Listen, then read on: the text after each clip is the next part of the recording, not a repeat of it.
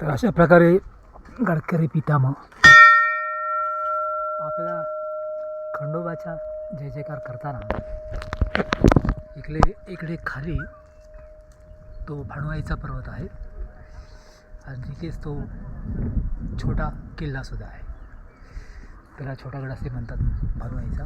आपण तिथे जाणार आहोत आणि हे दोन मानाचे झेंडे आहेत. समोर हेगडी प्रधान आणि इथे हे जुनं मंदिर आहे. तर इथे आपल्याला रोपवे वगैरे असा प्रोजेक्ट टाकता येईल जेणेकरून भक्त फार कमी येतात. भक्तांची संख्या फार कमी आहे.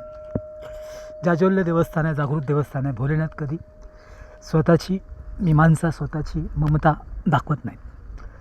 ओके, तर आपण इकडे एक रोपवे वगैरे जर टाकला तर भक्तांची रीक वगैरे लागेल शिर्डीच्या साईबाबांसारखी, आणि ह्या देवस्थानाचं जे उत्पन्न आहे ते नक्कीच वाढेल. ओके, तर फडणवीस साहेब आणि तुम्ही याच्यात जर पुढाकार घेतला तर हे देवस्थान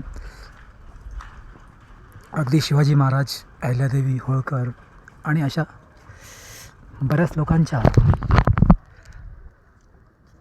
सेवागाठीतील देवस्थान आहे. त्यांनी सेवा केलेल्या त्या देवस्थानाच्या, भरपूर खर्च केलेला आहे दगडी बांधकामाचा. त्या काळामध्ये स्वस्तही असल्यामुळे